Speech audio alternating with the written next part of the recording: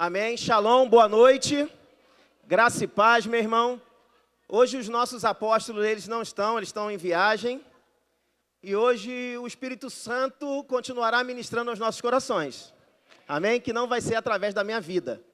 Vai ser através de um outro homem de Deus. Amém, gente? Eu quero convidar o Júnior. Júnior tem um recado aqui pra gente, um anúncio. Vamos ficar atentos. Graça e paz, queridos. Cadê a juventude dessa igreja, meu Deus? Aleluia. Teve gente aí, ó, tem gente absorvendo a juventude aí em si, né, gente? Aleluia. Olha só. Olha aí no projetor, televisor, não sei, Jesus. Trilha Juventude Incendiada, dia 30 de novembro, galera. Praia do Perigoso. Quem tá empolgado aí, gente? Eu tô muito empolgado. Teve gente aí. Como eu defino jovem? Tem limite de idade para jovem? Não tem, né, professor? Tem gente aí com filho já casado que tá me procurando e fala, ó, eu também vou, hein? Falei, vamos embora. Gente, olha só. Dia 30 de novembro, guarde essa data, é um sábado. A gente vai estar se encontrando aqui na igreja às 6 da manhã. Tá? 6 da manhã, cedinho, é o nosso ponto de encontro aqui, para a gente partir para lá, como é o nome, Jesus? Praia do Perigoso, é isso? Praia do Perigoso. Eu nunca fui, gente, é uma realização de um sonho, mais uma vez. Eu nunca fiz uma trilha, nunca fiz acampamento. Resumindo, eu estou fazendo tudo depois de velho, né? Então, está tudo sendo novo para mim. O que acontece? A gente vai se encontrar aqui às 6 da manhã para a gente começar a fazer a trilha às 8 da manhã lá na Praia do Perigoso. Tá? Transporte. Como a gente vai resolver isso de transporte? A gente está vendo a possibilidade de um ônibus tá levando e trazendo a gente. Só que eu preciso da tua ajuda, que no final do culto os pais, né, de adolescentes e jovens, por favor, procurem a Sandiane. Cadê a Sandy? Sandy, levanta para mim. Cadê a Sandy? A Sandy está aqui, no andar de cima. Todo mundo para fazer inscrição lá no final do culto com ela, tá? A gente não sabe te dar valor ainda, porque a gente está pesquisando o preço, as possibilidades dos ônibus, tá? Para uma maior segurança até mesmo dos pais, levar e trazer os jovens, tá? Vai ser um passeio maravilhoso, a gente vai fazer uma trilha, perder um pouco de barriguinha aí, todo mundo ficar fitness aí nesse dia. Final da tarde tem uma praia para a gente se divertir, para a gente curtir. Tá bom? E outra coisa, para fechar, alimentação. Isso é cada um por si, você fica responsável de levar o seu lanche. Um conselho que eu te dou é, se juntem com as suas células, e aí vocês podem fazer um piquenique, enfim, juntar a maior arrecadação de alimento, de, sei lá, biscoito, bolacha, né? Na Bahia fala bolacha, aqui é biscoito, só vocês, viu, gente? Tá bom? Então é isso. Deixa eu ver se eu esqueci de alguma coisa. Inscrição com a Sandy lá no final do culto. Um beijo no coração. Valeu, tá aberto para todos, tá? Obrigado. Eu estou interessado em ir nessa trilha. Marcelo, evangelista Marcelo.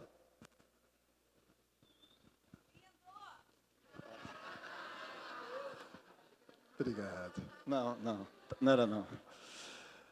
Boa noite, graça e paz, igreja. Encontro com Deus. Nossa! Amém, amém. Semana que vem, 9 e 10, pré-encontro, dia 8. Amém? Eu quero trazer uma história de um testemunho que eu fiquei sabendo hoje de manhã. Como Deus faz as coisas, né? Eu vou poupar alguns detalhes da história, mas a história é a seguinte: a pessoa estava de férias, retornou de férias para o trabalho, e aí, essa pessoa está querendo muito o encontro com Deus. E aí, retornando ao trabalho, a chefe dela disse para ela assim, eu vou te dar mais um final de semana de férias, dia 9 e dia 10. O Senhor não deixa um de fora. Olha para a pessoa que está do lado e pergunta assim, você já foi a um encontro com Deus? Você já teve um encontro com Deus? Não? Então venha. Amém? Quero dizer para você, você que está com dúvida, se é agora, se deixa para o ano que vem, meu amigo, é agora. Se você estava esperando uma resposta, eu venho te dar essa resposta hoje. É agora. É neste encontro o teu encontro. É neste encontro o teu encontro com Deus. É neste encontro o teu encontro. Não deixe nada impedir. Hoje é o dia que a gente está fechando uma série de inscrições. Mas, meu amigo, se você está sentindo que esse é um encontro que você tem que vir, mas hoje você ainda não tem uma resposta para dar, não tem os R$90, porque caiu para 90. Se você não tem o 90 hoje, vem falar comigo ou com Milena, que a gente tem uma direção para te dar. Amém? O valor caiu para R$90, né? Conforme o apóstolo falou na semana passada, a gente está buscando sempre excelência e qualidade, buscar sempre algo melhor para todos, ok? Então, caiu para R$90, mas é claro, o serviço continua, o almoço, os lanches continuam com a excelência que sempre tiveram. Estamos aceitando cartão, ok? Pode ser pago cartão de crédito, cartão de débito, amém? Se você quer vir, não tem como acertar hoje, vem falar comigo e com Milena, que a gente conversa com você, amém? E se você tem alguém para amanhã trazer para amanhã você conversar no seu trabalho, na sua casa, na sua família, venha falar com a gente também, que a gente pode resolver a tua vida até terça-feira com relação a esse encontro. Amém? Deus abençoe. Tem alguém aqui que o coração queimou e deseja ir no encontro com Deus? Você está aqui por algum motivo de trabalho, financeiro, medo. Eu quero que você se coloque de pé, por favor. Nós somos corpo e eu quero orar por você. Uma corajosa ali, mais alguém? Mais alguém deseja o encontro e está com o coração queimando assim? Eu sei que parece que tem correntes, tem pedra na nossa perna, mais um lá em cima, que às vezes impede. Foi assim comigo, eu já fui para o encontro com Deus. E eu sei o que é isso, eu ficava, não, é o outro, é o próximo, é o próximo, é o próximo. É hoje, assim como o Marcelo falou. Então, em nome de Jesus, mais uma, amém, amém. Vai ser nesse encontro, é nesse encontro, é esse encontro. Receba tudo aquilo que você precisa para estar nesses dias de encontro com Deus. Amém, irmão? No final, procure aqui o evangelista Marcelo, a esposa dele, fala. Milena, fala. Você que está aqui que não sabe o que é um encontro com Deus, é um final de semana com Deus. Você vai entrar aqui no sábado de manhã, de um jeito, e vai sair domingo à noite, meu irmão. Fala aí, pessoal que já participou do encontro, é ou não é? Uou! Amém. Então, eu quero lhe dar um motivo de oração aqui, você interceder por esses irmãos que estão tão desejosos de estarem no encontro com Deus. Amém? Posso contar com você, igreja? Igreja, somos corpo. Eu tenho mais um anúncio aqui antes de chamar o preletor da noite. Eu deixei para agora porque eu sei que os pais vão lá levar os filhos e vão voltar. No próximo dia 19 de novembro, vai acontecer aqui na igreja o viradão. O que é viradão, pastor? Para os mais experientes, é a vigília. É a vigília do jovem.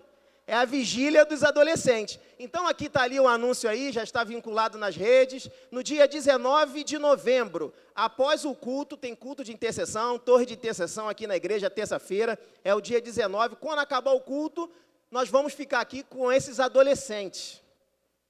Pense, tem que ter muita coragem, né? Mas o Espírito Santo vai nos ajudar a conduzir esses... Então não fique preocupado. Onde as meninas vão dormir? As meninas vão dormir num ambiente separado dos meninos. Eu tenho bastante tio, tia. Tem ambientes aqui que são monitorados por câmera. Fique tranquilo em relação a isso. Então vai começar no dia 19/11, e a idade é de 10 a 13 anos. Seu adolescente, pré-adolescente aí, tem de 10 a 13 anos. O que vai acontecer na vigília? Brincadeira, adoração, palavra, comida gostosa. Qual é o valor, pastor Paulo? R$10. Caro, né? Caro para ter uma janta. Eles vão chegar aqui, 9h30, vai ter uma janta excelente, com essas mãos talentosas aqui da igreja. Vão preparar uma janta para eles. E antes de dormir, vai ter um lanche sensacional. E no outro dia, já na quarta-feira, que é um feriado, eles vão tomar um café da manhã com aquela mesa assim top, com tudo de bom, fruta, aquela coisa bem top mesmo, por apenas R$10. É comunhão. Então não deixe seu adolescente, incentive ele a estar nesse ambiente. E se você tem algum adolescente e não conseguiu convencer aí, e como é que vai ser e tal, procure Márcio Marques e Valéria lá atrás, a inscrição é com eles, R$10, só que é até o dia 10 de novembro, gente. Por quê? Eu tenho que preparar um time para tomar conta dessas crianças. Então, até o dia 10 eu formo o time, as pessoas que vão, as crianças que estarão aqui, e eu tenho que fazer uma equipe para que possa ocorrer tudo bem. Amém?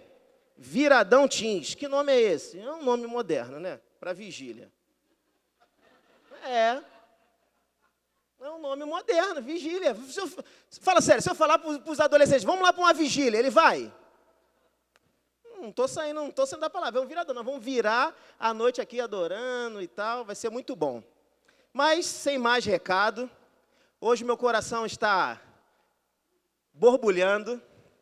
A Bíblia fala para nós reconhecermos o nosso irmão como se ele fosse melhor e maior com a gente, e sem dúvida nenhuma, eu vou falar aqui com as palavras da apóstola, eu reconheço o divino na vida desse palestrante que eu vou chamar aqui agora. Eu tenho o prazer de sentar e ouvi-lo, eu creio também que você vai ter um prazer. É um homem de Deus. Esse ano de 2019 tem sido um ano sobrenatural para ele. Eu queria que a igreja aplaudisse o Senhor na vida dele, o papai do Estevão, pastor Israel.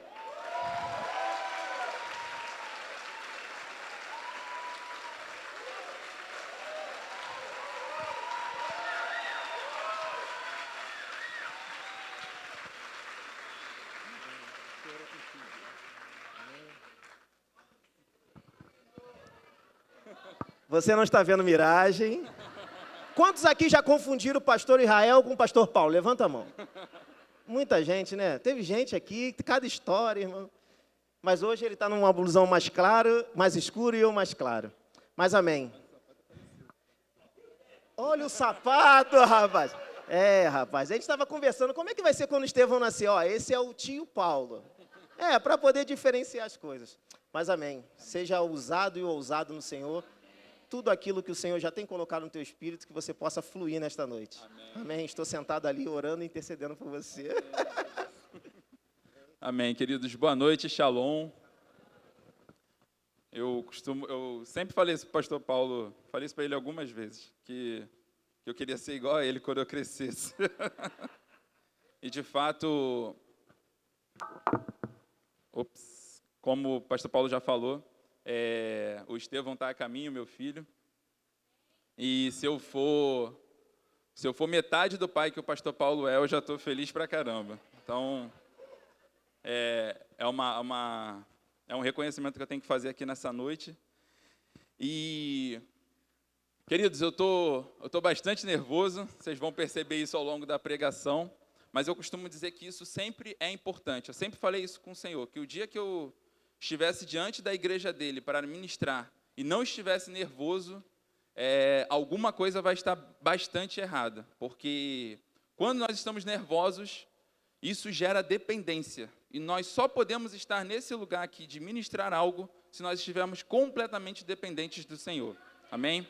Então, os meus ouvidos vão ser os primeiros a estar ouvindo isso aqui que eu vou estar ministrando nessa noite, amém? E desejo que o Espírito Santo abra o seu coração para que você esteja ouvindo também, tá bom? Você que nos visita nessa noite, seja bem-vindo. Eu quero dar o bem-vindo do Ministério Terra Fértil para você. Se você já faz parte aqui de Terra Fértil e identificar um irmão que esteja nos visitando, cumprimente-o nessa noite, tá? Meu nome é Israel, eu sou, desde a semana passada, pastor aqui no Ministério Terra Fértil. Ali está a minha esposa, Karina. E, junto com ela, meu filho Estevão, que chega no final de abril. Amém? Amo a minha igreja, amo vocês, e para mim é um prazer estar aqui nessa noite compartilhando a palavra com vocês. Eu quero fazer uma menção honrosa nessa noite, que o meu discipulador, o mestre Felipe Mouta, ele não está aqui, porque ele está lá no Ministério Terra Fértil Santa Cruz, na cruzada que ele está fazendo para anunciar o livro Uma Carta ao Mundo. É o novo lançamento da editora Fundamento, do mestre Felipe e dos nossos irmãos Eduardo e Denise. E eu queria fazer essa menção, queridos, porque eu falei isso com ele antes de vir para cá. Uma Carta ao Mundo, queridos, não é um simples lançamento de um livro, mas ele é o anunciar da igreja ao mundo. E quando eu falo isso, porque eu quero reforçar isso, porque talvez alguns ainda não saibam, eu comentei isso hoje na escola de discípulos, e vi que algumas pessoas não sabiam. Uma Carta ao Mundo foi algo que surgiu no coração do mestre Felipe, e ele, junto com os nossos irmãos Eduardo e Denise, decidiram doar toda a arrecadação desse livro para o Ministério Evangelístico na Angola, para as missões em Angola. Então, à medida em que você estiver adquirindo esse livro, você está cooperando para essa obra evangelística que está sendo feita naquele país. Amém? Então, esse livro ele não é um livro da editora Fundamento. É um livro da igreja para abençoar a igreja no mundo. Amém? E você pode fazer parte disso. Tá bom? O stand está lá no final, você pode estar adquirindo o livro. Amém? Vamos orar? Feche seus olhos. Pai, eu te agradeço nessa noite, Senhor, porque é um privilégio, ó Deus, estarmos aqui no Brasil, Senhor, onde nós podemos nos assentar e ouvir a sua palavra com liberdade, Senhor. Então, que o teu Espírito nos conduza nessa noite, ó Deus, a desfrutar desse privilégio, Senhor. E o que o Senhor, Pai, nos faça sair daqui, ó Deus, com um sentimento maior pelo Senhor. A tua palavra diz que o Senhor é um Deus que tem boca e o Senhor fala. Nós servimos a um Deus vivo que fala conosco. Então, fala aos nossos corações nessa noite, Pai.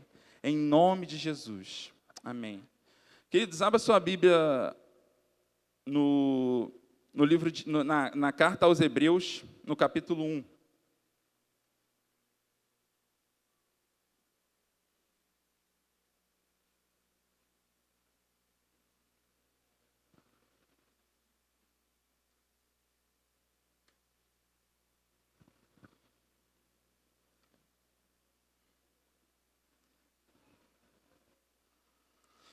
Hebreus capítulo 1, se você achou, diga o Filho.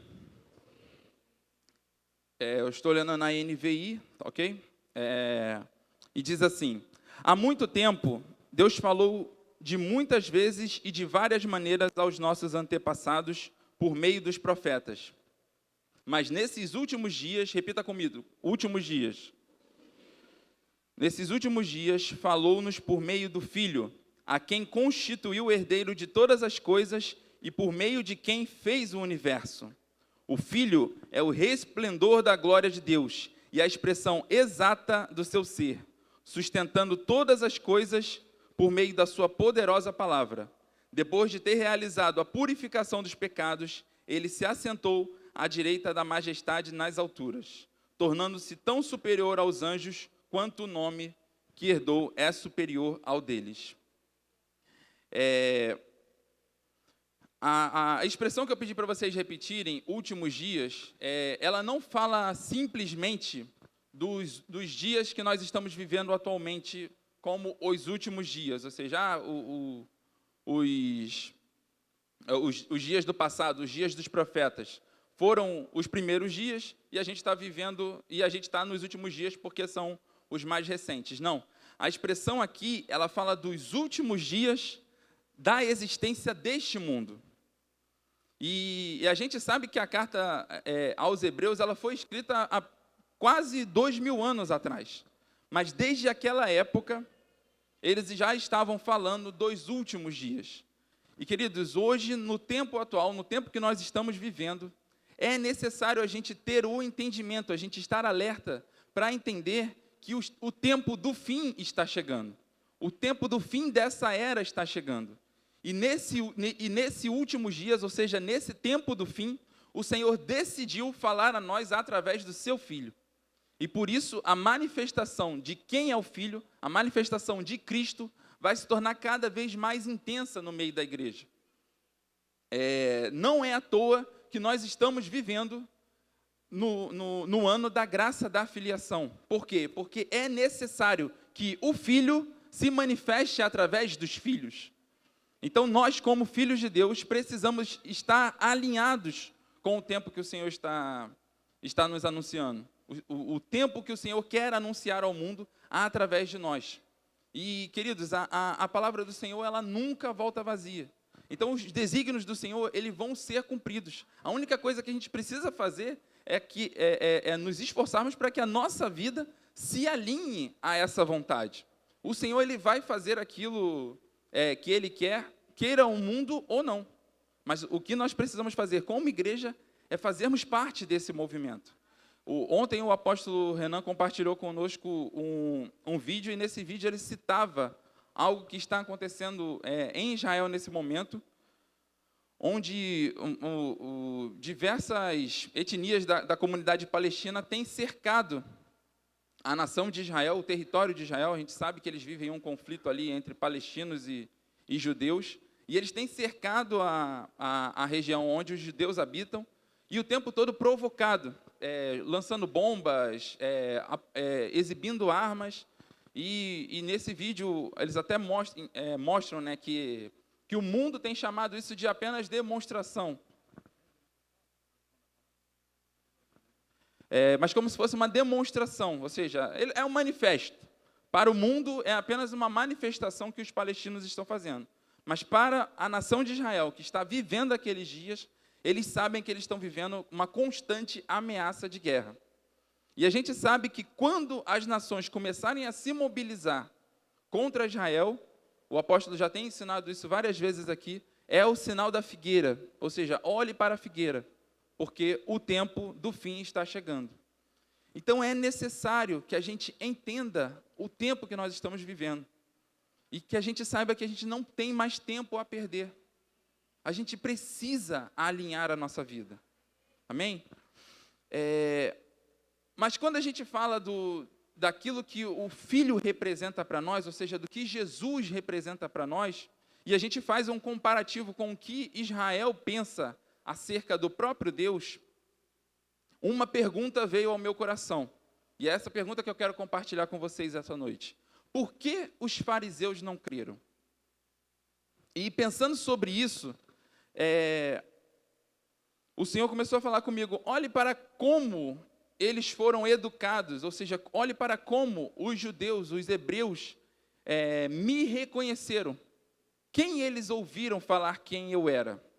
E aí, quando a gente começa a pensar em tudo aquilo, em como foi o início do relacionamento de Deus com a nação, com o povo hebreu, a gente vai voltar lá para Abraão, vai ouvir tudo aquilo que aconteceu desde o Gênesis até chegar a Abraão, a promessa que Deus fez a eles de uma terra, de uma grande nação, de um grande povo, a promessa que o Senhor fez a Abraão de que através dele abençoaria todas as famílias da terra.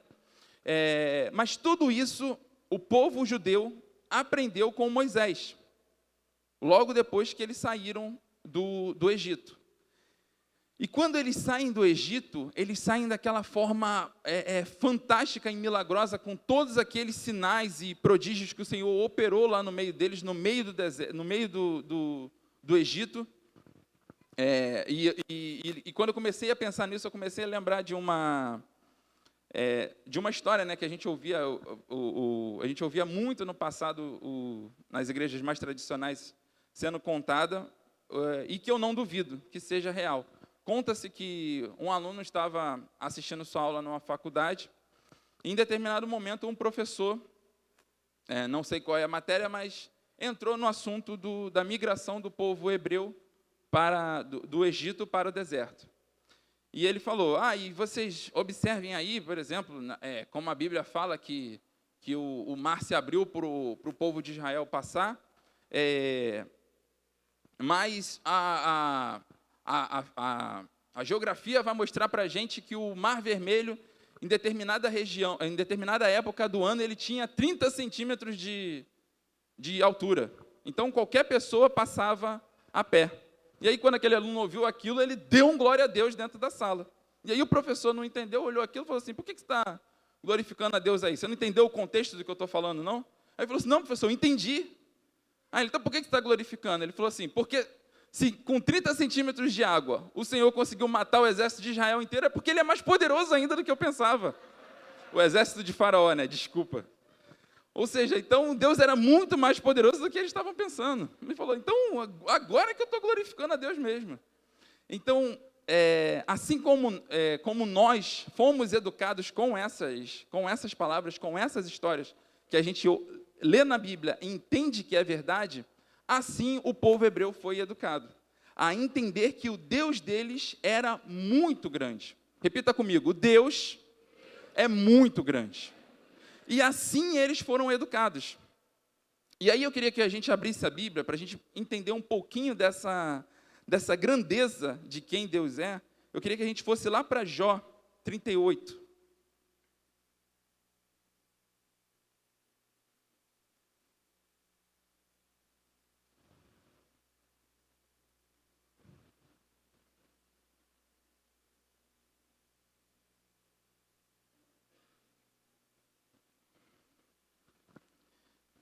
Jó, ele passou por foi um homem que sofreu muito, passou por muitas provações.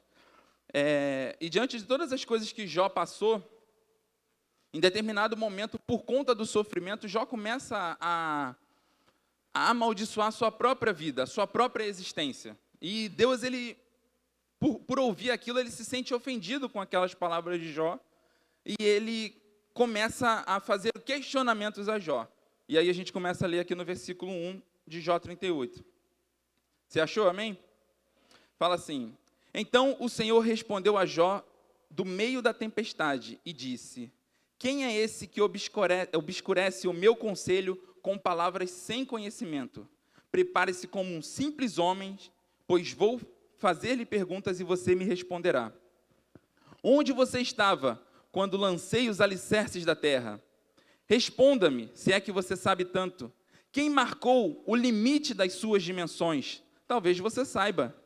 E quem estendeu sobre ela a linha de medir? Você percebe que Deus, ele começa a falar como se ele fosse um engenheiro, um arquiteto que vai organizando o universo à medida que a vontade dele se manifesta. Versículo 6. E os seus fundamentos, sobre o que foram postos? E quem colocou a sua pedra de esquina? Enquanto as estrelas matutinas juntas cantavam e todos os anjos se regozijavam.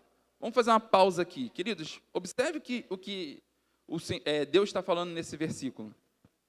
Ele começa a falar sobre a construção da terra, né, do universo. E a gente sabe, por Gênesis 1, que o Senhor, ele criou céus e terra meio que de maneira simultânea. E a gente tem uma dica aqui que possivelmente Deus criou primeiro os céus e depois ele começou a criar a terra. Porque ele fala que enquanto ele estava criando a terra, os anjos cantavam. Mas você percebeu que ele falou, ou melhor, os anjos regozijavam. Porém, você percebeu que ele fala que as estrelas da manhã cantavam enquanto o Senhor estava construindo a terra? E eu fui pesquisar um pouquinho sobre as estrelas. Essa semana, eu e o profeta Roger, a gente estava conversando um pouquinho sobre isso. E as estrelas, elas basicamente são é como se fosse um ajuntamento muito poderoso de gases e que, em determinado momento, esses gases explodem. E a gente, por conta da distância e também por conta do vácuo que existe no espaço, a gente não é capaz de captar o som que está sendo emitido.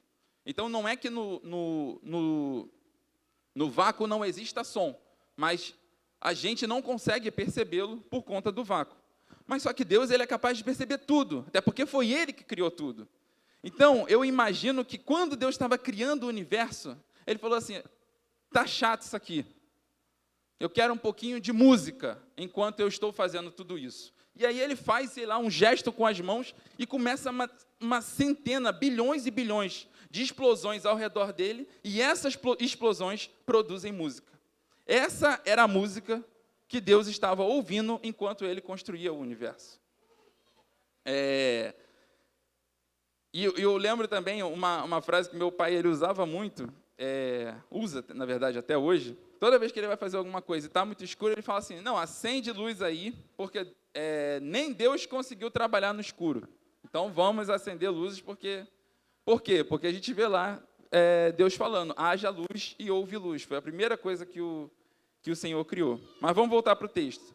Versículo 8 fala assim, quem represou o mar pondo-lhe portas, quando ele irrompeu do ventre materno?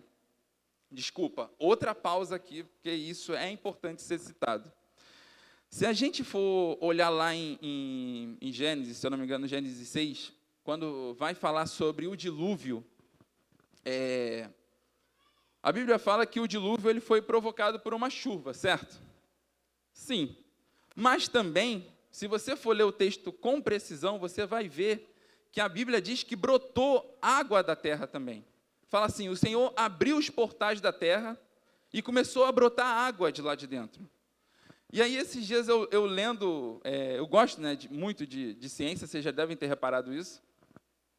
Eu lendo e eu achei um artigo falando que começou um estudo agora entre os cientistas, porque eles acreditam que exista abaixo das placas tectônicas, ou seja, abaixo do manto da Terra, um oceano que é pelo menos 5 vezes maior do que todos os oceanos que a gente tem na superfície. Então, teoricamente, o que eles estão dizendo existe mais água debaixo da gente do que na própria superfície da Terra. Queridos, isso já estava na Bíblia há muito tempo. E eles descobriram agora.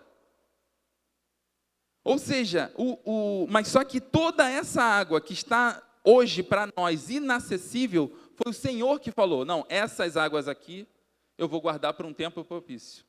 Aqui em cima vai ficar só aquilo que eu quero. E é Deus falando com Jó. Jó, onde é que você estava quando eu fiz tudo isso? Versículo 9. Quando vesti de nuvens e de densas trevas o envolvi. Ele ainda está falando do mar. Quando fixei os seus limites e coloquei portas e barreiras. Quando eu lhe disse, até aqui você pode vir, além deste ponto, não. Já reparou quando você está na praia? Eu já brinquei muito assim, vocês devem ter brincado também. Quando você para o pé e fica vendo até onde a onda vem, não parece que o mar está tentando avançar, mas algo faz com que ele volte e diz para ele, não, volta, daqui você tem que voltar.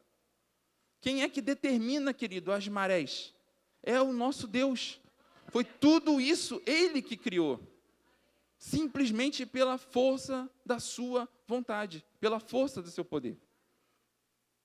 Versículo 12. Você já deu ordens amanhã, Jó? Ou mostrou a alvorada ao seu lugar, para que ela apanhasse pelas pontas e sacudisse dela os ímpios? Querido, todos os dias o Senhor está operando justiça sobre a terra. Todos os dias. Versículo 14. A terra toma forma como barro sob o sinete. Queridos, só para dar para vocês uma dimensão, o sinete nada mais é do que um sino. Eu peguei um copo aqui para poder fazer uma demonstração, não vou virar aqui esse aqui está fechado. Então, imagina que isso é um sino. Então, determinados... como é que é a palavra de quem faz barro? Faz oleiro, obrigado. Determinados oleiros, quando eles iam fazer alguns formatos de barro, eles pegavam uma espécie de sino e colocavam o barro ali dentro e começavam a aparar as pontas. Deus está falando aqui que assim Ele tocou a terra. Você não entendeu? Ele pegou o planeta inteiro na palma da mão dele e moldou da maneira como ele quis. Esse era o tamanho de Deus que a gente está falando. Versículo 15. Aos ímpios é negada a luz e quebra-se o seu braço levantado. Você já foi, de novo Deus questionando a Jó, você já foi até as nascentes do mar? Ou já passeou pelas obscuras profundezas do abismo? As portas da morte lhe foram mostradas, Jó. Você viu as portas das densas trevas? Você faz ideia de quão imensas são as áreas da terra? Fale-me, se é que você sabe. Como se vai ao lugar onde a luz mora? A ciência ela já determinou o seguinte: a luz ela é uma entidade. Ela perambula pelo universo. E ela faz no universo aquilo que ela acha que ela tem que fazer. Ou seja, a luz ela surgiu em algum lugar. E ela, até hoje, ela vaga pelo universo. Então, você vai ter astros que emitem luz e astros que não emitem luz. Só que você vai ter determinados lugares no universo que está iluminado simplesmente porque a luz está ali. E Deus está falando aqui, foi eu que criei, eu coloquei ela ali e eu disse por onde que ela passa. Versículo 21. Talvez você conheça, pois você já tinha nascido. Aí Deus começa a caçoar de Jó, né? Talvez você saiba, Jó. Você já tinha nascido, né, nessa época. Você já viveu tantos anos. Versículo 22. Acaso você entrou nos reservatórios de neve, já viu os depósitos de saraiva que eu guardo para os períodos de tribulação, para os dias de guerra e de combate? Guarda essa palavra aí, que a gente vai falar sobre ela daqui a pouco. O Senhor está falando, eu tenho um reservatório de granizos, e eu guardo eles para o dia de grande tribulação, de guerras e de batalhas. Guarda isso aí, e vamos seguir. Qual o caminho por onde se repartem os relâmpagos? O que Deus está falando aqui? Já viu quando o relâmpago desce e ele abre como se fosse uma raiz? Vai cada um para um lado? É impossível você discernir para que direção um relâmpago vai. Mas só que Deus está falando aqui que tudo isso é Ele que determina. Quem é que abre um canal para a chuva torrencial e um caminho para a tempestade trovejante, para fazer chover na terra em que não vive nenhum homem, no deserto onde não há ninguém? Queridos, se não há ninguém, por que Deus iria se importar? Porque é criação dele. E ele se importa com cada detalhe. Queridos, se Deus se importa com um deserto onde não mora ninguém, quanto mais ele não se importa com a minha e com a sua vida. Mas é esse Deus que os hebreus aprenderam a adorar. Um Deus infinitamente poderoso. Um Deus onde o poder dele é incapaz de ser medido. E aí, para a gente ter mais uma demonstração de coisas que os hebreus viveram, e agora a gente vai falar de algo que eles viveram depois que eles saíram do Egito, vamos lá para o livro de Josué.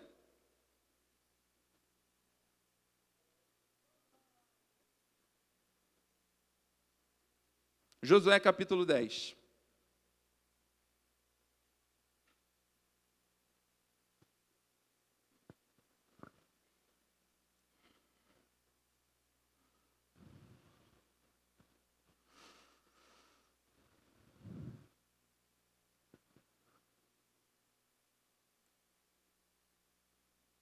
Josué capítulo 10, a partir do versículo 5. A gente vai ler uma passagem agora onde um povo que não fazia parte do povo judeu, que eram os jebuseus, eles tinham enganado Josué, e Josué, sem consultar a Deus, acabou fazendo uma aliança com eles. Então, toda vez que aquele povo precisasse de ajuda, Josué teria que convocar o exército de Israel para ajudá-los. E aí no versículo 5 a gente começa a ver. Então, os 5 reis dos amorreus, os reis de Jerusalém, de Hebrom, de Jarmute, de Laquis e de Eglon, reuniram-se e vieram com todos os seus exércitos, cercaram Gibeon e atacaram. Os gibeonitas, eu falei jebuseus, mas é gibeonitas, tá? Corrija aí. Os gibeonitas enviaram essa mensagem a Josué no acampamento de Gilgal. Não abandone os seus servos, venha depressa, salve-nos, ajude-nos, pois todos os reis dos amorreus que vivem nas montanhas se uniram contra nós. Josué partiu de Gilgal com todo o seu exército, inclusive com os seus melhores guerreiros, e disse o Senhor a Josué: não tenha medo desses reis, eu os entreguei nas suas mãos, nenhum deles conseguirá resistir a você. Depois de uma noite inteira de marcha desde Gilgal, Josué os apanhou de surpresa. O Senhor os lançou em confusão diante de Israel, que lhes impôs grande derrota em Gibeon. Os israelitas os perseguiram na subida para Bet-Horon e os mataram todos, mataram todos por todo o caminho, até Azeca e Maquedá. Enquanto fugiam, olha o que fala no versículo 11. Enquanto fugiam de Israel na descida de Bet-Horon para Azeca, do céu o Senhor lançou sobre eles grandes pedras de granizo.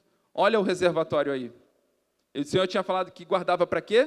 Para os dias de batalha. Grandes pedras de granizo que mataram mais gente do que as espadas dos israelitas. Ou seja, Deus facilitou, né? Falou, não, deixa que eu derroto mais inimigos, vocês ficam com o que sobrar. No dia em que o Senhor entregou os amorreus aos israelitas, Josué exclamou ao Senhor na presença de Israel, Sol, pare sobre Gibeon, e você, ó lua, sobre o vale de Aijalon. O sol parou e a lua se deteve, até a nação vingar-se dos seus inimigos. Como está escrito no livro de Jazar, o Senhor parou no meio do céu, o sol parou no meio do céu por quase um dia inteiro, não se pôs. Nunca antes nem depois houve um dia como aquele, quando o Senhor atendeu a um homem. Sem dúvidas, o Senhor lutava por Israel. A gente conhece essa passagem e com o conhecimento que a gente tem hoje, ou melhor, que a gente tinha até um tempo atrás, e com o conhecimento que quem escreveu esse trecho de Josué escreveu, a gente lê e a gente entende como algo muito milagroso, mas sem entender a dimensão do que está acontecendo. A Bíblia fala lá em Hebreus 1, onde a gente leu, que o Senhor, Ele sustenta todas as coisas pela força do seu poder. Isso tudo porque o universo, ele está num ciclo completo e tudo está diretamente interligado. De maneira que, para eu mexer em algo, para eu remover, para eu parar, para eu interromper qualquer um desses ciclos, eu vou estar colocando em risco diversas outras galáxias. Então, a Terra, ela se move a aproximadamente 900 km por hora, se eu não me engano. Assim, por conta do tamanho dela, ela faz aí vamos lá, né, para a aula de ciências. O movimento de rotação, ela faz em 24 horas, a gente não percebe porque ela é muito grande. A Terra é muito grande e a gente não percebe essa velocidade toda. Só que se a Terra freasse de repente, depois você pode pesquisar isso na internet, você vai ver que a gente, um ser humano normal, dependendo da área onde você estivesse, você seria arremessado a uma distância de mais ou menos 25 quilômetros de distância. Já reparou quando você está no carro, que o carro freia, você não é jogado para frente? Imagina, então, a Terra desse tamanho todo, a 900 km por hora, se ela parasse, de repente, de girar. Imagina o que aconteceria. Então, a gente aprendeu o seguinte, a gente lê aqui no texto que Deus parou o Sol e a Lua. Era meio-dia, porque o Josué fala que o Sol estava, a Bíblia fala que o Sol estava sobre eles, e ele falou assim, não, para aqui em cima. E a Lua não sai de onde ela está. Só que a gente aprendeu hoje que não é o Sol e a Lua que giram em torno da Terra. Ou melhor, não é o Sol que gira em torno da Terra. É a Terra que gira em torno do Sol. Então, quando Josué fez a oração, Deus sabia, Deus estava olhando na perspectiva dele. Ele falou, não, eu entendi o que Josué falou, mas eu sei o que ele quer. Ele quer, na verdade, que eu pare a Terra. A Terra tem que parar de girar. Só que se a Terra para de girar e ela continua girando em torno do Sol, o Sol ia automaticamente sair do lugar em referência à Terra, tá? Então Deus foi e falou, não, então não vai parar só a Terra, vai parar a Terra, a Lua e o Sol. Só que o Sol também faz parte de uma galáxia, junto com vários outros planetas ao nosso redor. Então não pode parar só o Sol, a Terra e a Lua. Tem que parar o Sol, a Terra, a Lua e todos os outros planetas que estão em volta. Só que além desses outros planetas que estão em volta e da galáxia que o Sol faz parte, ainda existem outras galáxias que estão girando junto com toda essa galáxia que o Sol faz parte. Então o que eu estou querendo dizer aqui, queridos, é que Deus parou o universo inteiro pela força do seu poder.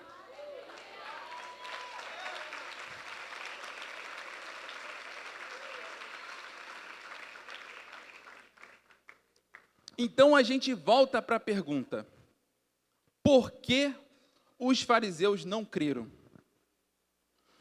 E aí eu queria ler para vocês algo que o Senhor colocou no meu coração, que são diversos versículos que eu condensei num texto só. E olhando para a terra, e olhando para todo o seu plano, todo o plano que ainda precisava ser executado sobre toda a terra, o Senhor olha para a nação de Israel, olha para o restante do mundo, e eu imagino o Pai, o Filho e o Espírito Santo se reunindo. E eles falam o seguinte: não há um justo sequer, não há ninguém que entenda, que busque a Deus. Como, pois, invocarão aquele em quem não creram? E como crerão naquele de quem não ouviram falar? E como ouvirão, se não há quem pregue? Quem enviarei? Quem irá por nós? E eu imagino o Filho se manifestando e falando: eis-me aqui, envia-me a mim. A gente sabe, e eu não vou ser louco de tentar desmistificar aqui junto com vocês, o que representa para nós crermos num Deus que, ao mesmo tempo que são três, é um só, é único. Mas a gente entende que a vontade deles é plena e a vontade deles é uma só.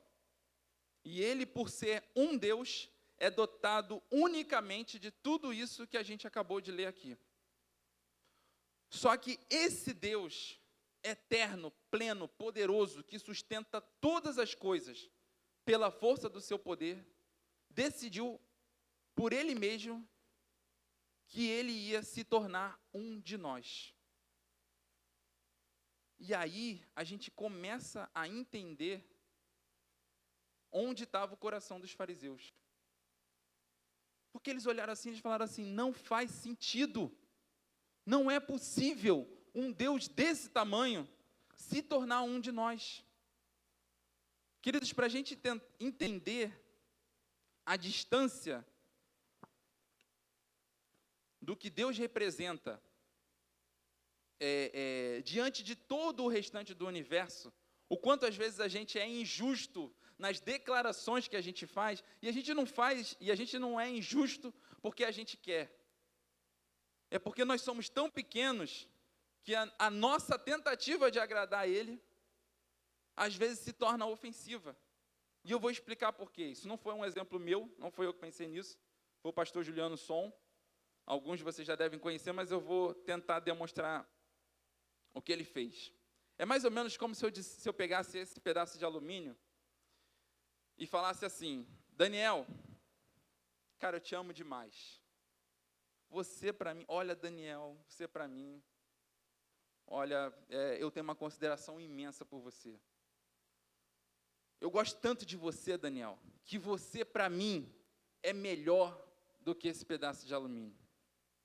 Cara, você supera em muito esse pedaço de alumínio. Esse pedaço de alumínio não é nada comparado com você. O Daniel vai ficar feliz com a minha comparação? Não, por quê? Porque quando eu tento comparar ele com um pedaço de alumínio, eu estou diminuindo quem Daniel é. Ele é muito mais do que isso. Ele é muito mais do que o pedaço de alumínio. Só que a distância entre ele e o pedaço de alumínio é tão grande que a comparação se torna ofensiva. Isso é o que acaba acontecendo quando a gente tenta comparar Deus com as coisas que nós temos diante dos nossos olhos. Ah, Senhor, o Senhor é mais importante do que a minha respiração. Amém. É válido e a gente deve continuar fazendo isso. Não estou desencorajando você de fazer. O que eu estou tentando mostrar aqui é o quanto é pequeno aquilo que a gente faz diante de quem Ele é. É muito distante, a distância é muito grande. E aí me veio aquela velha pergunta, né? Quando Jesus ele se manifestou, afinal de contas, ele era 100% Deus, 100% homem, 50% Deus, 50% homem, 5% de Deus e 95% de homem. E a resposta que o Senhor me deu, queridos, é que Deus ele não é uma raça para ser misturado com o homem. Deus é Deus, e Ele é aquilo que Ele quiser ser. Então, Jesus, quando se manifestou como homem, continuava sendo o próprio Deus. E aí surge a dificuldade dos fariseus, porque para eles, olhar para um Deus tão grande e crer que esse Deus tão grande, tão eterno, tão pleno, decidiu se tornar um simples homem, para eles era inconcebível. Só que o que o Senhor falou comigo é que muitas vezes a gente acaba olhando para Jesus sem lembrar, a gente entende quem Ele é, a gente sabe que Ele é o nosso Deus, só que às vezes a gente não olha para Ele do tamanho que Ele de fato é para nós. Quando a gente fala em nome de Jesus, a gente às vezes não entendeu qual é o tamanho desse nome. Qual é o Deus que nós de fato estamos expondo diante da nossa própria vida. E nós às vezes não entendemos também para quem é o Deus para quem a gente entregou a nossa vida. E a minha tentativa aqui nessa noite é trazer para nós a dimensão do que Ele foi enquanto esteve aqui como homem e do que Ele é enquanto continua se manifestando como o nosso Cristo. Vamos lá para João 1.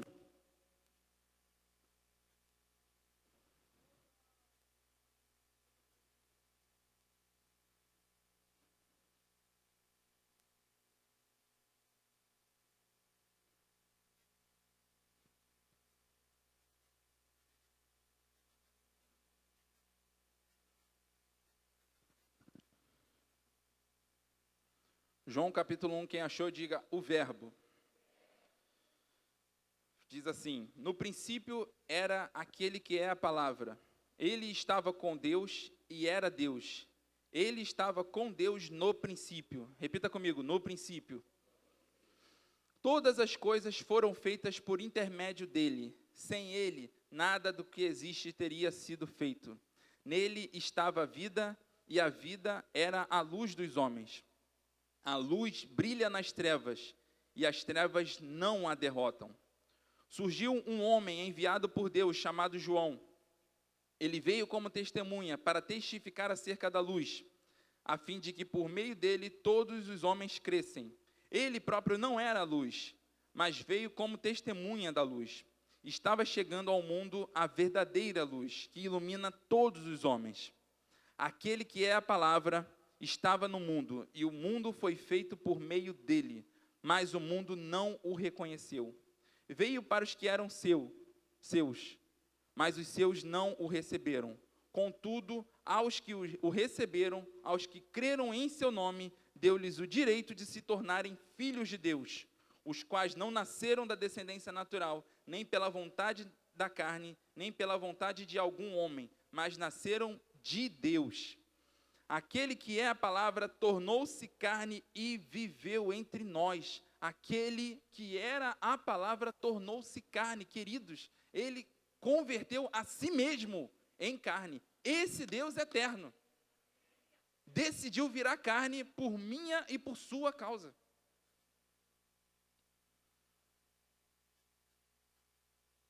Versículo 15.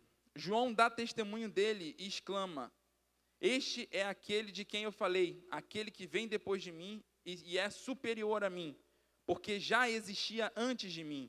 Todos recebemos a sua plenitude, graça sobre graça, pois a lei foi dada por intermédio de Moisés. A graça e a verdade vieram por intermédio de Jesus Cristo. Ninguém jamais viu a Deus, mas o Deus unigênito que estava junto do Pai o tornou conhecido a nós. Queridos, esse é como se Deus, na verdade, de fato foi isso. Deus, ele falou, eu não quero mais viver distante deles. Só que a distância entre mim e eles é esse pedacinho de alumínio aqui.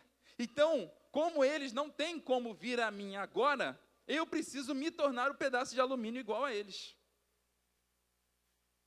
Percebam a inclinação de Deus, a preocupação de Jesus, de fazer com que a gente entendesse quem Ele era. E ele vem para o nosso meio e começa a viver as mesmas coisas que nós vivemos. Mas enquanto ele está aqui, ele não simplesmente se expôs. Ah, sou eu e amém, é eu que estou aqui, eu estou convivendo com vocês, tá? Então, é legal, um dia eu quero que vocês se tornem como eu, que vocês estejam junto comigo. Não. Ele operou coisas aqui, como homem, que são poderosas e dignas do próprio Deus que nós servimos. E uma delas, eu queria que a gente lesse agora. Anda mais um pouquinho com a sua Bíblia, vamos lá para João 8.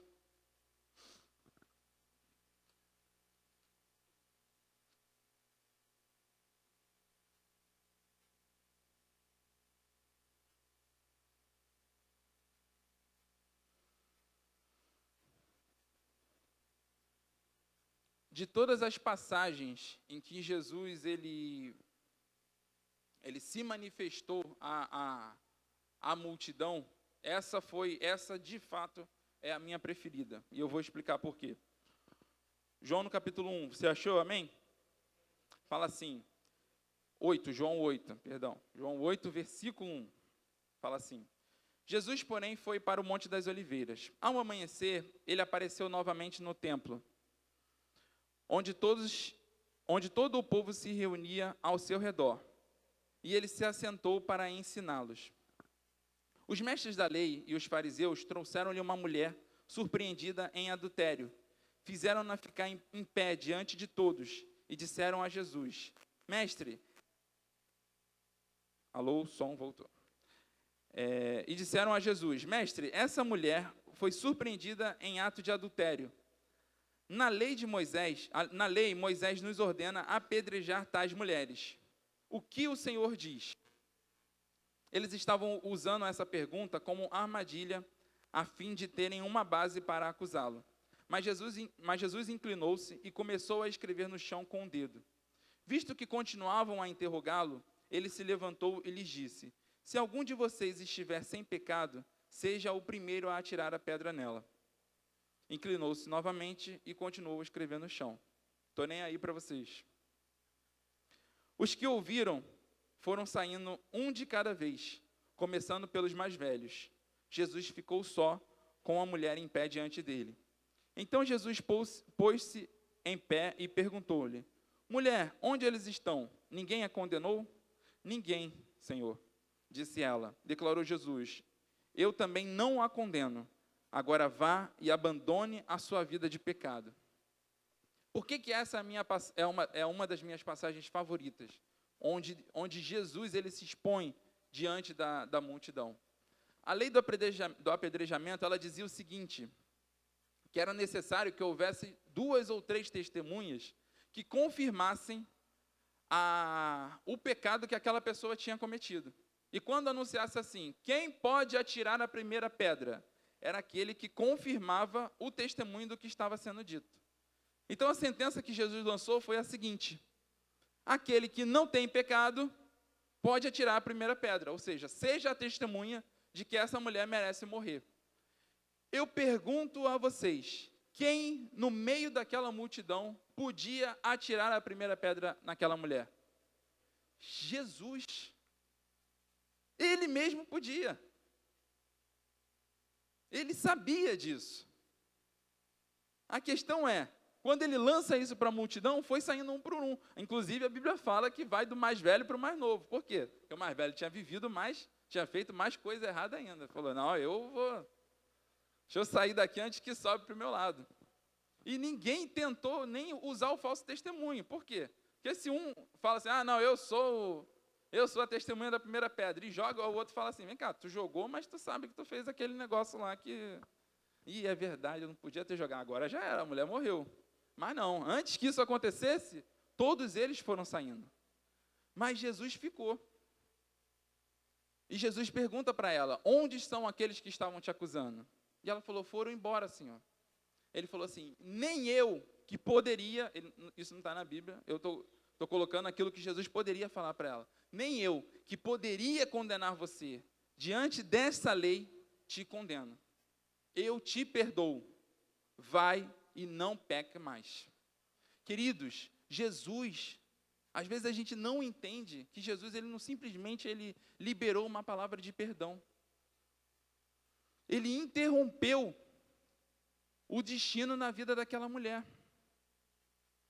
Quem me conhece sabe que eu gosto muito de filme de super-herói. Eu não podia deixar passar essa noite sem citar isso aqui. E uma das cenas de filme de super-herói que eu mais gosto é aquelas assim, quando tá os vilões, aí tá alguém indefeso e do nada vem alguém de cima e bum!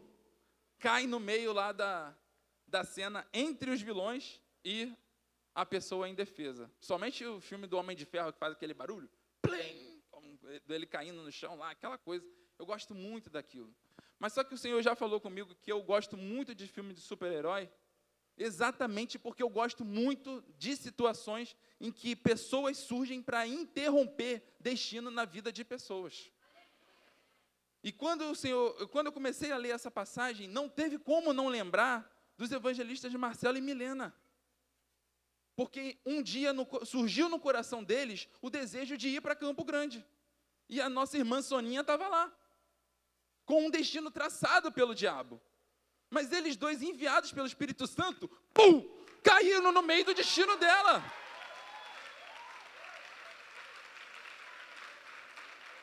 Amém?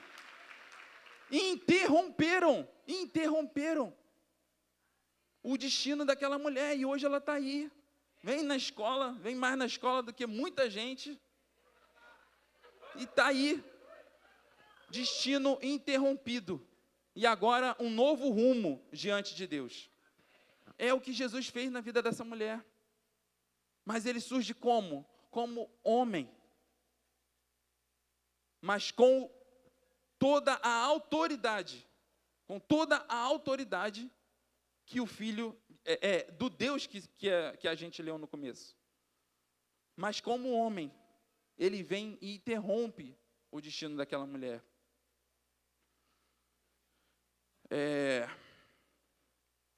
E o que o Senhor falou comigo sobre essa passagem também, foi em uma frase, e a frase é: Jesus já resolveu o problema do pecado.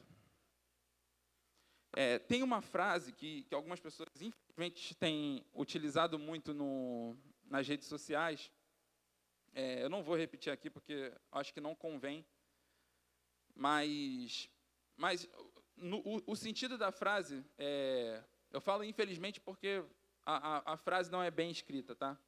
Mas o sentido da frase é até correto, porque algumas pessoas, elas infelizmente têm começado a se sentir muito pior e às vezes não conseguem mais viver num ambiente como esse que nós estamos, por conta de pessoas que às vezes acusam elas daquilo que elas mesmas fizeram, daquilo que elas já fizeram.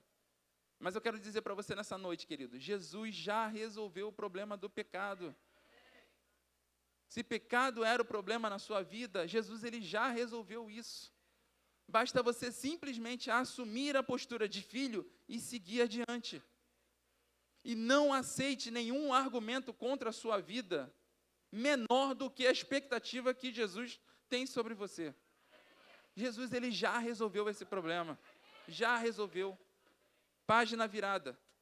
Segue adiante. Amém?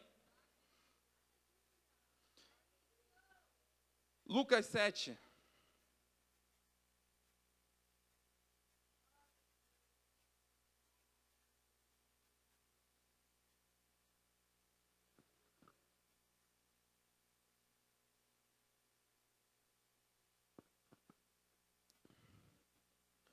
Lucas 7, a partir do versículo 11.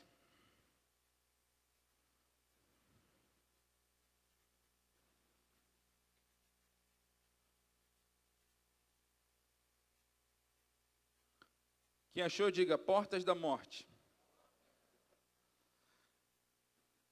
Versículo 11 fala assim: logo depois, Jesus foi para uma cidade chamada Naim. E com ele iam seus discípulos e uma grande multidão. Ao se aproximarem da porta da cidade, estava saindo o enterro do filho único de uma viúva. e uma grande multidão da cidade a acompanhavam, 2 multidões. Ao vê-la, o Senhor se compadeceu dela e disse: não chore. Quando a gente ouve essa frase, a gente fala assim: poxa, que insensibilidade de Jesus. A mulher é viúva, a Bíblia deixa bem claro que ele era o único filho dela. Então ali, na verdade, não era um enterro, eram 2. Porque aquela mulher, provavelmente, ela morreria depois também, porque toda a provisão vinha da força masculina naquela época. Então, se ela era viúva e o único filho dela também tinha morrido, provavelmente aquela mulher ia ficar sem nada. E ela brevemente morreria também.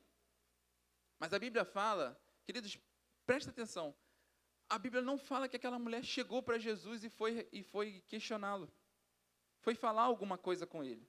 Não, a Bíblia fala que Jesus olhou e ele teve pena. Que ele falou: eu estou vendo o destino dela. É o único filho, ela é viúva, e esse menino acabou de morrer.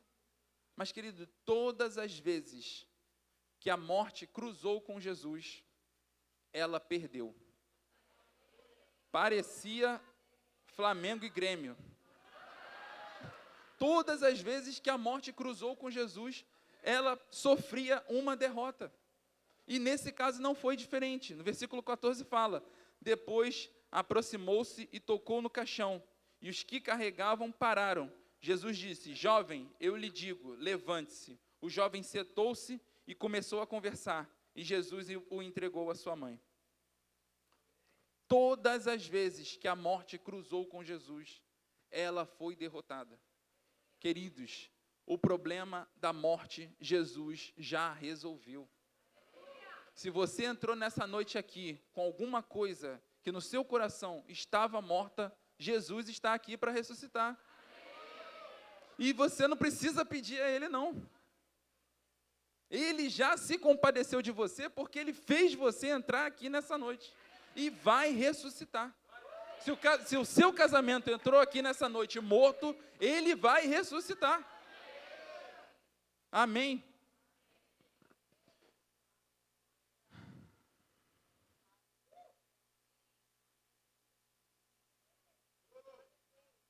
João 13.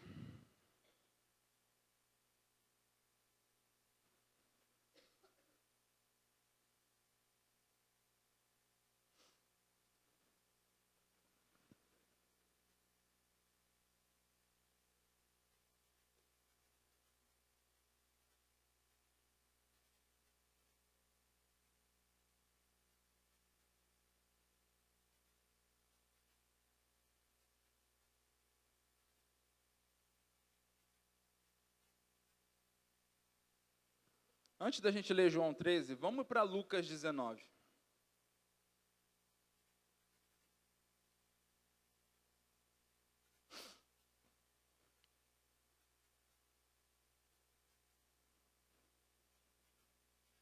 Uma das coisas mais absurdas, uma das coisas assim que mais incomodavam o coração dos fariseus em relação a Jesus, é porque Jesus simplesmente não os procurava. Ele era um rabino, assim como eles, um mestre da lei, mas ele não procurava os fariseus. E eles o tempo todo falavam: o mestre de vocês não é legítimo, porque ele só anda com publicanos, com prostitutas, com os pecadores dos mais diversos tipos. Mas ele não anda com a gente, então o mestre de vocês não é legítimo. E a resposta de Jesus era muito simples: quem precisa de médico é quem está doente. O que Jesus estava querendo dizer é: assumam que vocês estão doentes e eu passarei a andar com vocês, porque eu sou o médico dos médicos.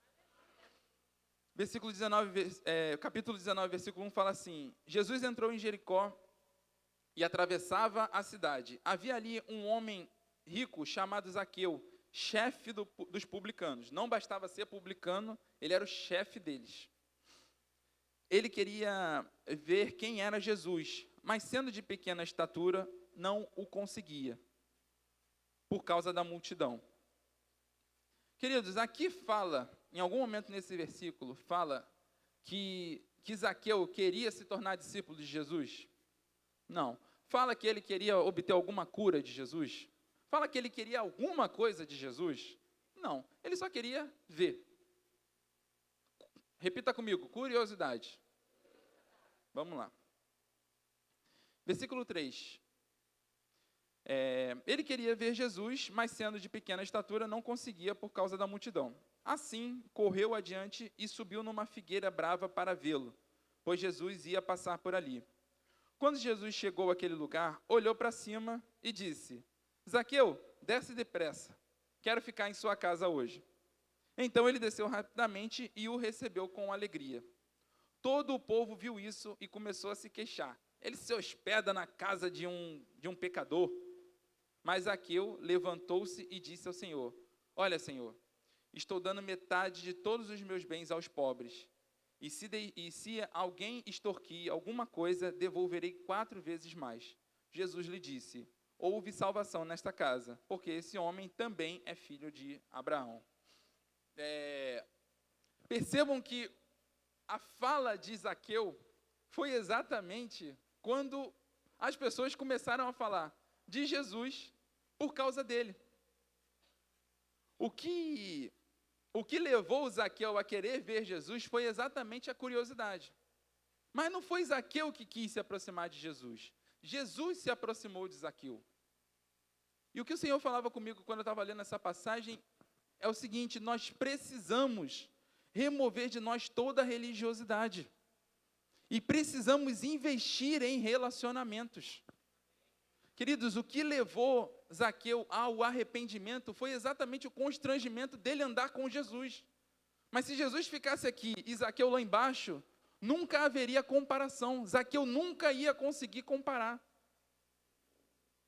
Entende? Muitas vezes a gente tem a oportunidade de trazer pessoas para o reino de Deus simplesmente por andar ao lado delas. Mas às vezes por conta do comportamento a gente se distancia. Mas queridos, a Bíblia fala: chegou ao mundo a verdadeira luz. E a verdadeira luz está em nós. Nós já recebemos essa verdadeira luz. E aí, como o pastor Paulo falou nessa noite, quando a luz chega, o que acontece? Existe alegria. E não sei se acontece com vocês, mas já aconteceu várias vezes comigo, de pessoas que eu tenho amizade e que não são cristãs, e que às vezes me chamam para um aniversário. Quando eu apareço, cara, a pessoa abre um sorriso e fala assim: caramba, que bom que você veio. Por quê? Porque existe uma surpresa nela, na nossa presença. E queridos, a gente precisa tomar cuidado para a gente não estar vivendo uma vida de fariseu. Porque Jesus, ele conseguia conviver com pecadores e publicanos sem se tornar um deles, sem fazer com que o relacionamento deles se tornasse misturado. Pelo contrário, a luz que estava em Jesus brilhava e causava constrangimento em quem estava vivendo no pecado. Porque quando todos estão andando nas trevas, ninguém consegue olhar para si e enxergar a sujeira. Mas quando a luz chega, eles olham para eles e falam assim: caramba, eu não tinha reparado, mas eu estou sujo. Jesus, mudou isso aqui, tá? Agora nunca mais vão falar do Senhor por minha causa, porque a partir de hoje eu sou um de vocês. E Jesus falou: esse homem também é filho de Abraão. E eu imagino que os fariseus ficaram muito irritados quando eles ouviram isso. E por último, para a gente terminar, agora sim, João 13. Jesus, ele já resolveu o problema do pecado. Ele já resolveu o problema da morte. Ele já tirou de nós a religiosidade. Mas há algo ainda que ele precisa tirar. João 13, versículo 1.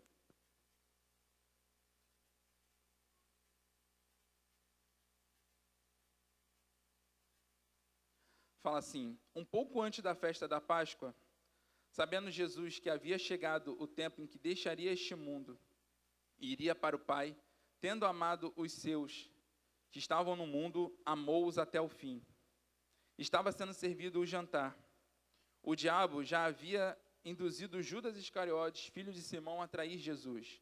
Jesus sabia que o Pai havia colocado todas as coisas debaixo do seu poder, e que viera de Deus e que estava voltando para Deus. Presta atenção. Jesus sabia que ele estava prestes a ser crucificado. Ele já tinha identificado quem iria o trair.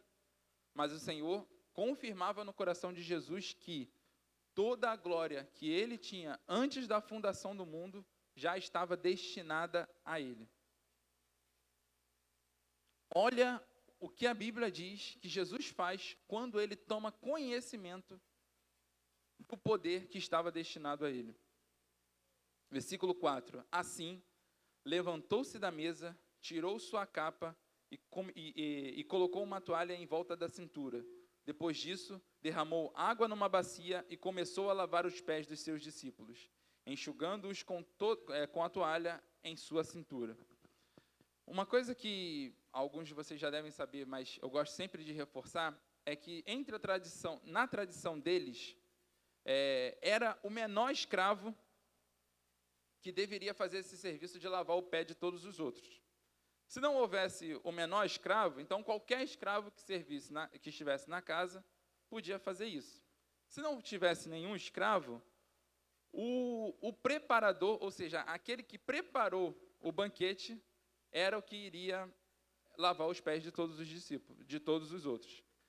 Se a gente for ler o texto anterior, a gente vai ver que que Jesus enviou Pedro e João para fazer a arrumação. Então, teoricamente, um deles dois deveria fazer essa arrumação. E em outra passagem fala que começou uma discussão entre eles, e aí às vezes a gente fica assim, poxa, por que começou essa discussão durante o jantar? De quem era o menor. E aí a gente, dentro desse contexto, a gente entende. Eles estavam perguntando quem era o menor, porque provavelmente Pedro virou para João e falou assim, João, olha só, Jesus mandou nós dois lavarmos para fazer a arrumação.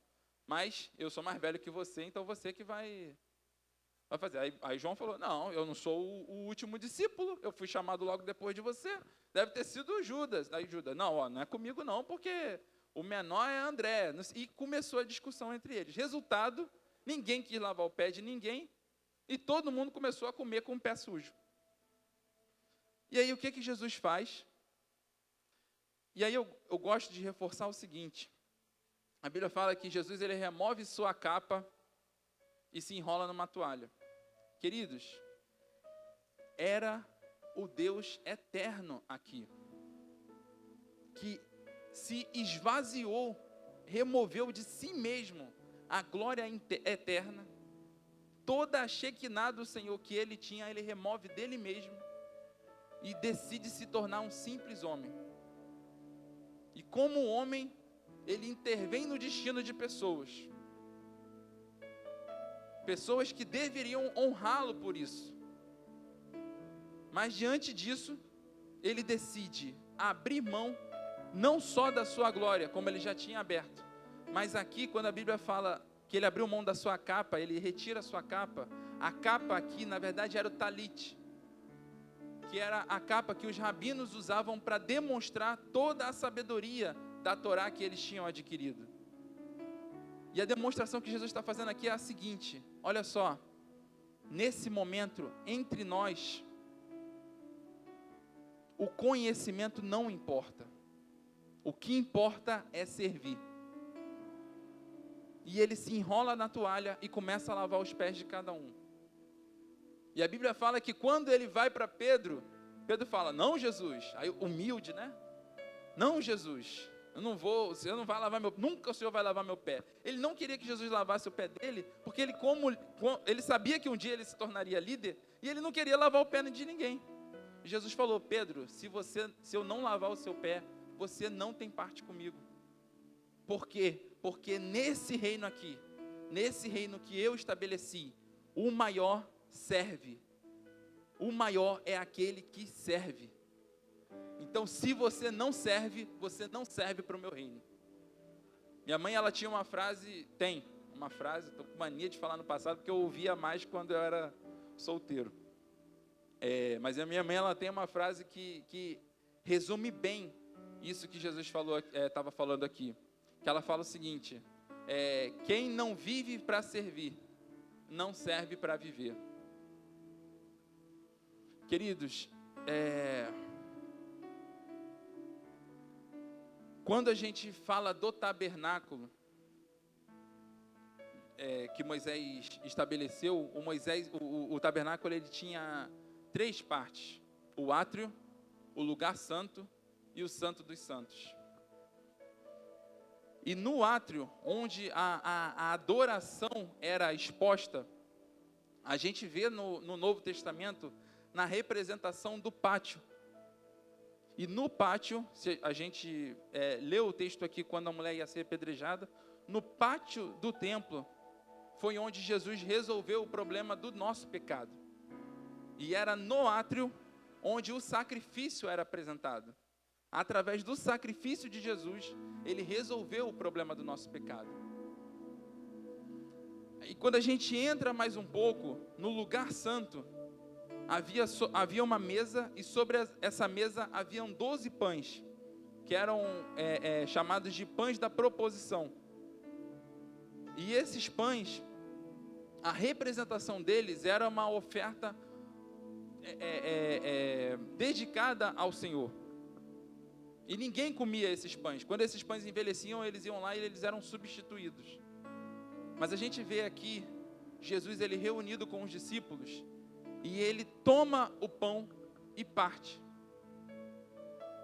E ele fala: olha só, no passado vocês me adoravam com o pão, vocês ofertavam o pão a mim, mas hoje eu vou servir vocês com esse pão. E ele nos insere no seu tabernáculo. E por último, era o lugar santo, ou melhor, o santo dos santos, onde só o sumo sacerdote poderia entrar. Nós não tínhamos acesso, eu e você não tínhamos acesso a esse lugar, não tínhamos acesso a esse lugar da presença, da manifestação plena do nosso Deus. Mas quando eu comecei a ler sobre essa palavra, sobre estudar essa palavra para estar ministrando aqui nessa noite, o Senhor ele me falou algo.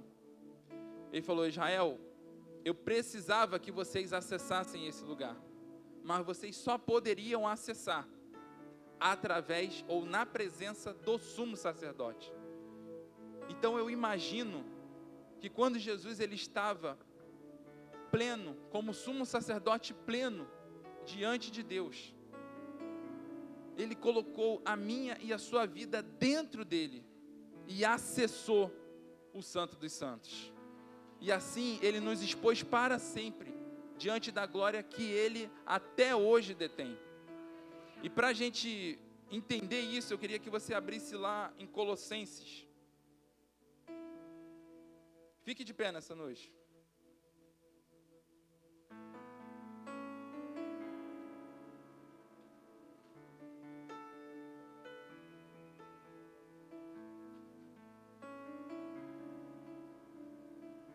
Colossenses no capítulo 1.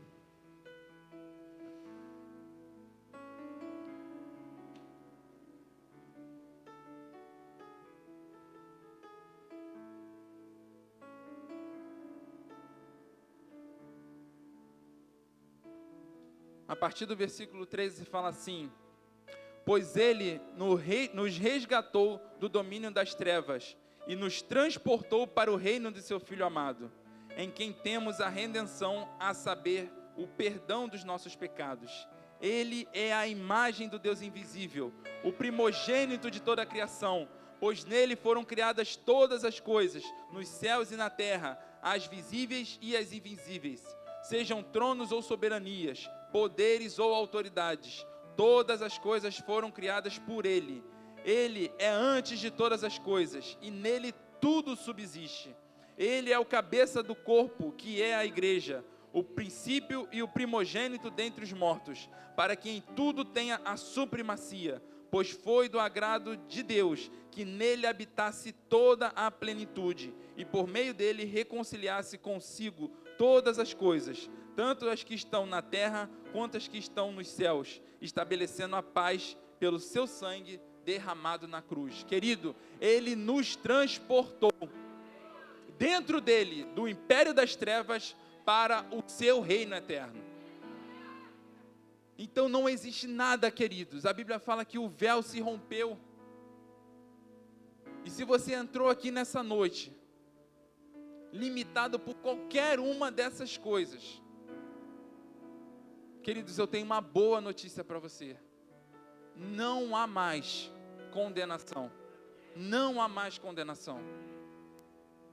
Jesus, ele já resolveu o problema do pecado. E eu queria nessa noite perguntar, se existe alguém aqui, que assim como aquela mulher,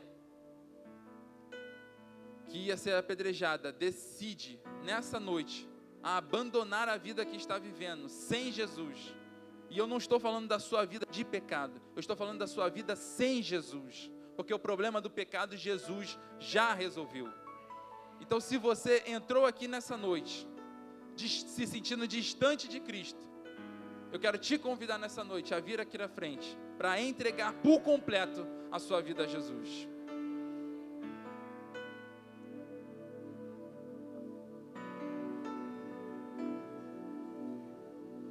Não há mais, querido, não há mais nada que nos limite, nada que nos impeça. O que Ele mais deseja é nos inserir por completo no seu reino e manifestar a nós toda a glória que Ele tem. Mas para isso é necessário que a nossa vida se incline por completo diante dele.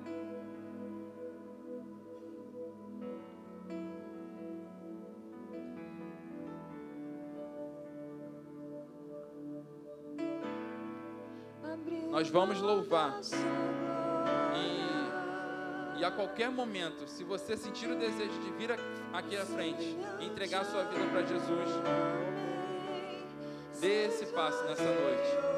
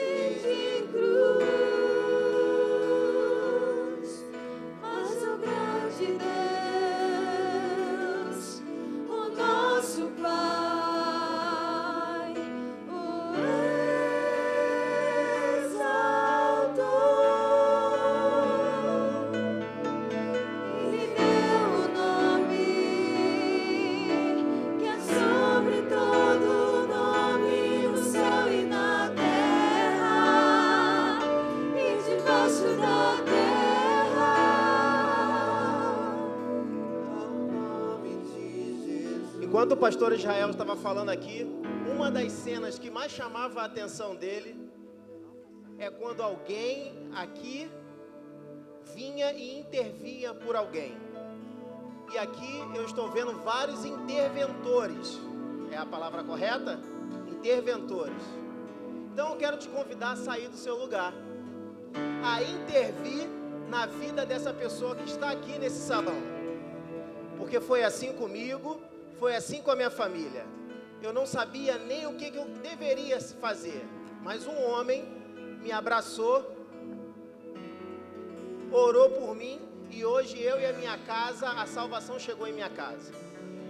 Então eu quero te convidar, interventor, a você sair desse lugar, como esse homem corajoso que está vindo aqui na frente.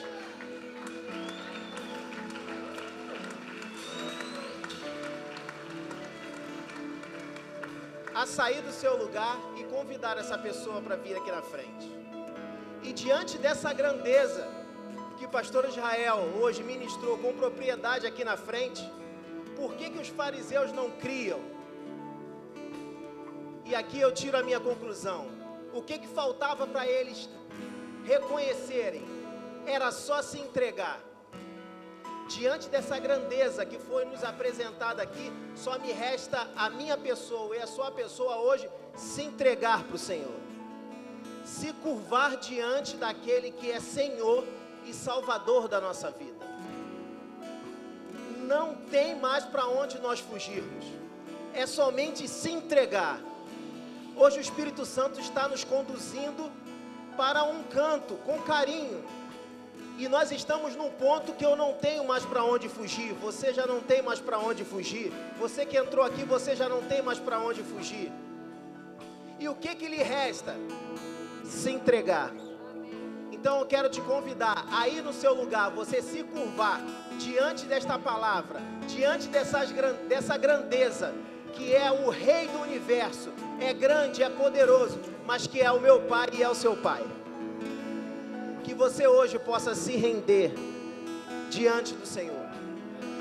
Se renda diante daquele que está diante de você.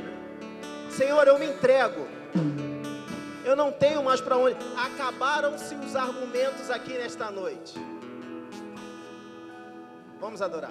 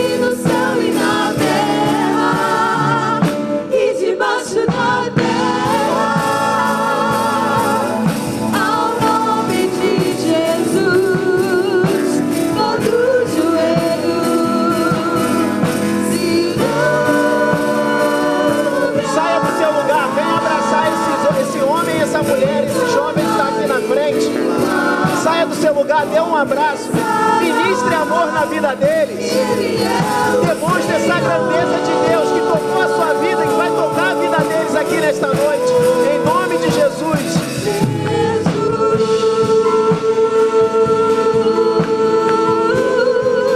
Nome sobre todo nome, nome sobre todo argumento.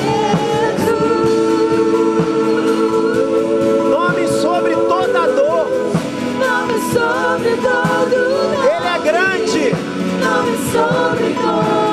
Ele é o meu Pai.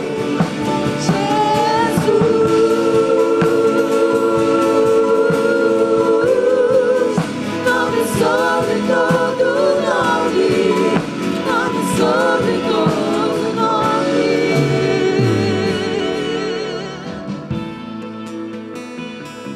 Vocês que vieram aqui na frente, olha para mim aqui por um instante. Por favor,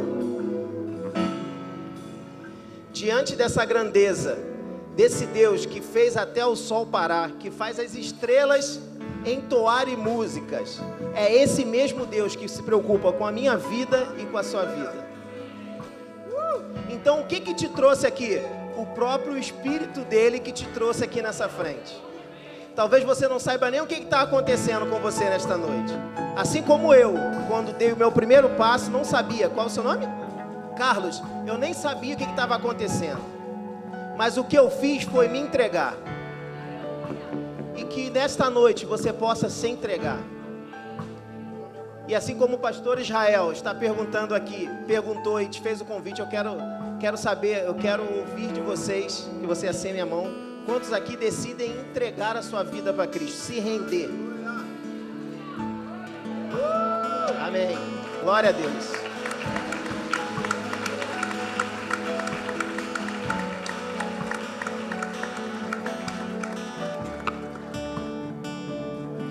Parece que a gente aqui está maior, né? Mas nós somos irmãos.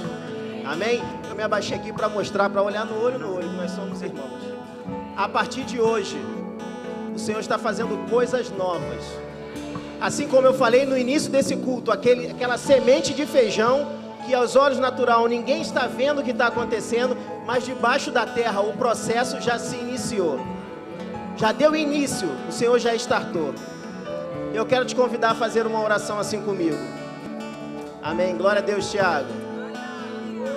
É se entregar. O que eu tenho que fazer? Acabaram-se os argumentos, pastor Israel. O Espírito Santo nos conduziu. E aí eu quero te convidar a fazer uma oração comigo assim. Senhor Jesus, eu te entrego todos os meus argumentos. A partir de hoje, eu não tenho governo sobre a minha vida. A partir de hoje, é o Senhor que governa a minha vida.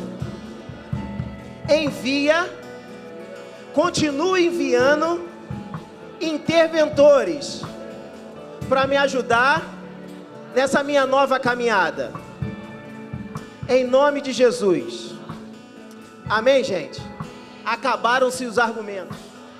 Acabaram. E agora eu quero convidar você a subir aqui e você conhecer os seus novos irmãos em Cristo. Daí de baixo, talvez você não vai conseguir ter a visibilidade.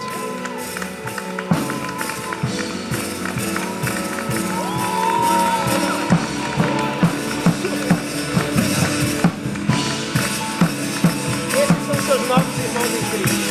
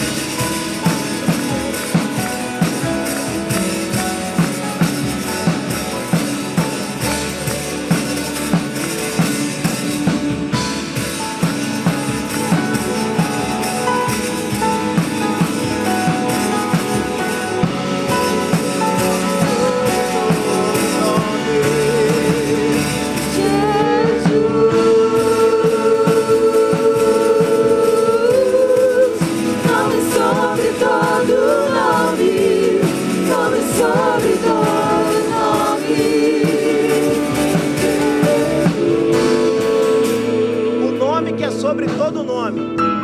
Quando tiver difícil, ou até mesmo quando tiver bom, vocês vão lembrar do nome que é sobre todo nome. Este copo está sobre essa mesa. O nome que está sobre todo nome, sobre todo argumento, é Jesus. E a partir de hoje vocês não vão andar mais sozinhos.